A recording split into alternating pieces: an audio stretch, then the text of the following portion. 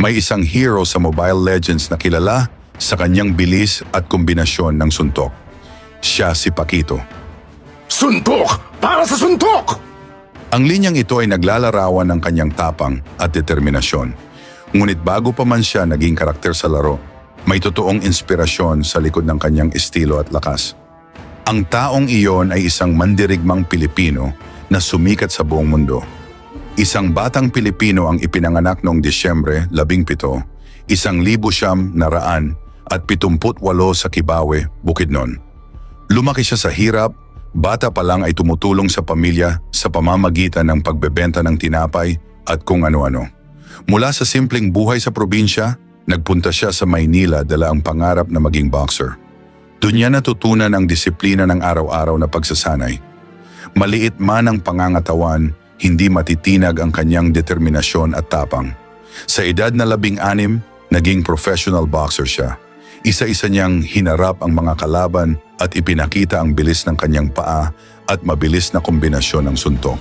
Sa bawat laban, mas lalo niyang pinatatag ang kanyang pangalan at reputasyon. Sunod-sunod ang panalo at hindi nagtagal, nakilala siya sa buong mundo. Nakipaglaban siya sa pinakamalalaking pangalan sa boxing at sa bawat laban, dala niya ang bandila ng Pilipinas. Hindi nagtagal, naabot niya ang isang record na bihira, maabot sa kasaysayan.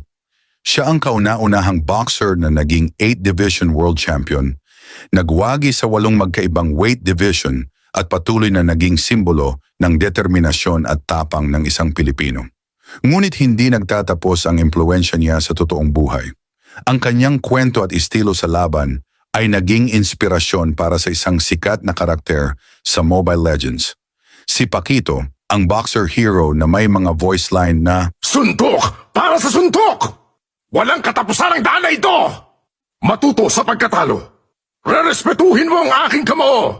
Ang mga tamang ito ay dala ng karangalan. Dala ng aking mga kamao ang pag-asa. Ang mga pinagdaanan ko ang humubog sa akin. Bakit mo sasaluhin ang suntok kung kaya mong ilagan? Matibay, malakas, at determinado. Wala akong oras para sa panghihinayang. Ginagawa ng mundo ang daan ng taong gustong tumahak. Mas malakas ka sa iyong kinakatakutan. Ito ang buhay, kamao.